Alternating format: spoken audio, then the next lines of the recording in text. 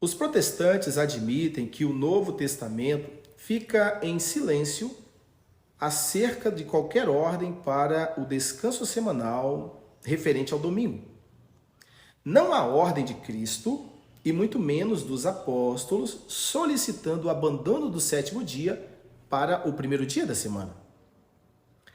A primeira lei dominical que se tem notícia origina-se em Constantino, quando em março de 321 depois de Cristo, ele promulga um decreto que estabelece o domingo como dia de repouso.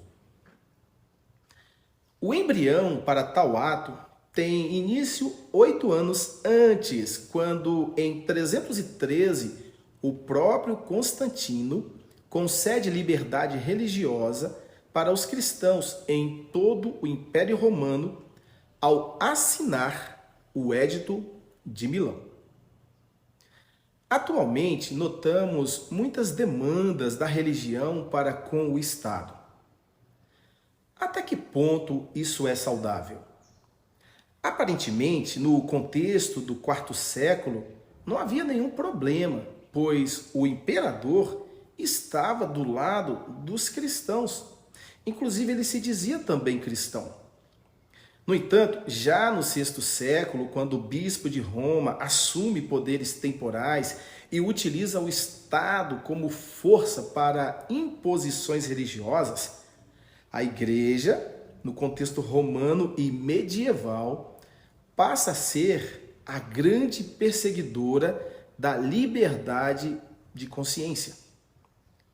Não dá para descrever aqui as muitas atrocidades do período que corresponde aos 1260 anos de perseguição, descrito em Daniel 7:25, em que o catolicismo medieval persegue cristãos, judeus ou qualquer outro grupo que resistisse aí às ordens de seus dogmas. Um fato triste ocorrido no final do século XV, quando, no contexto da Península Ibérica, os judeus receberam a ordem de expulsão ou batismo em um prazo marcado de 10 meses, pensando melhor no prejuízo econômico que o país teria, o rei Dom Manuel opta em batizar aquele povo ao invés de exilá-lo. O historiador Hans Borger chama o ato de plano diabólico, pois raptaram as crianças entre 4 e 14 anos a fim de obrigar os pais a aceitar o batismo.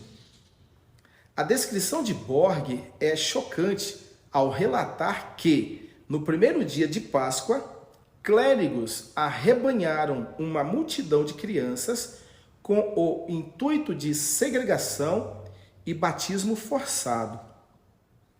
Para que os pais tivessem os filhos novamente, só se convertendo forçadamente. Daí vem o nome cristão novo.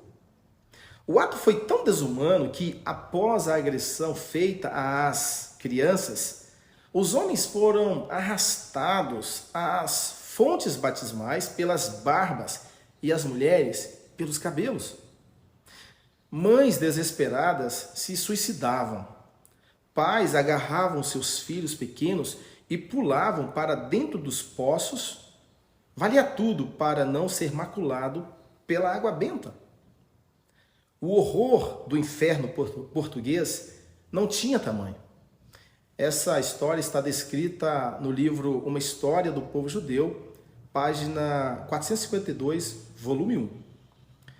O que essa história contra os judeus no século XV tem a ver com o decreto dominical que estamos mencionando hoje? Duas coisas importantes eu gostaria de falar para você.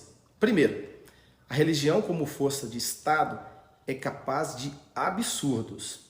Segundo, apesar de ferida de morte, por ocasião em que Napoleão mandou prender o Papa Pio VI, a Igreja Romana ainda se erguerá de forma estatal para realizar atos autoritários à semelhança do passado.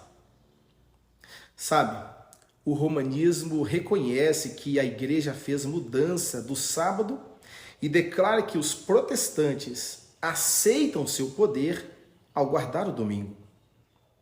No livro Catecismo Católico da Religião Cristã, é dito o seguinte: durante a antiga lei, o sábado era o dia para ser santificado, mas a igreja, instruída por Jesus Cristo e dirigida pelo Espírito de Deus, substituiu o sábado pelo domingo.